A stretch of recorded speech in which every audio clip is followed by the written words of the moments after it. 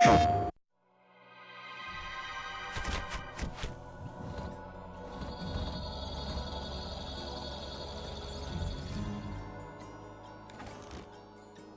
see there being two big benefits to being a small independent developer.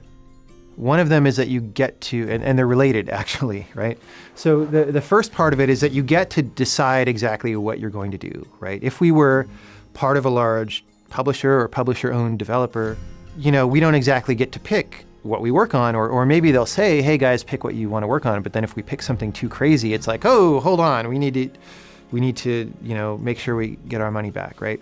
So the first part of it is that we can pick anything.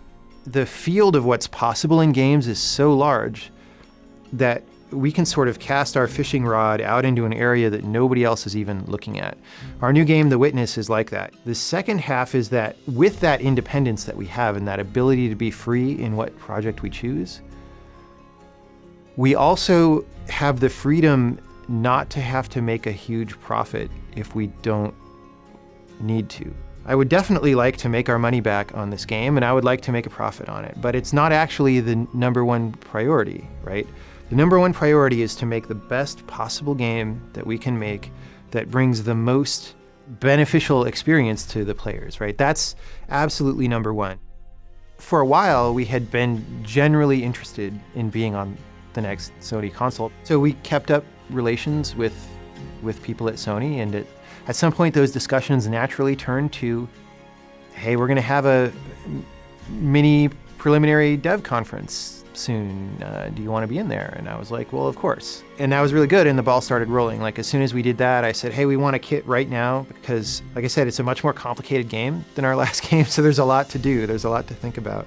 But the trick is that there's magic there in the subject that we're exploring, and because the game was not constrained by financial fetters, we were able to find the magic and make it as good as we possibly could. And the game is a multi-layered thing, and every layer is absolutely the best that we know how to make. So when you go in, if you just are interested in a puzzle game and you're not really looking at story or philosophy or anything like that, there is a really good puzzle game there. But if you want to read further than that, there's other layers. And that's sort of that provision for deeper engagement that allows for that little bit of ambiguity, or that little bit of like, I didn't totally understand it, but then when you go look at it closely, you open it up and you discover there's a huge ton of stuff in there.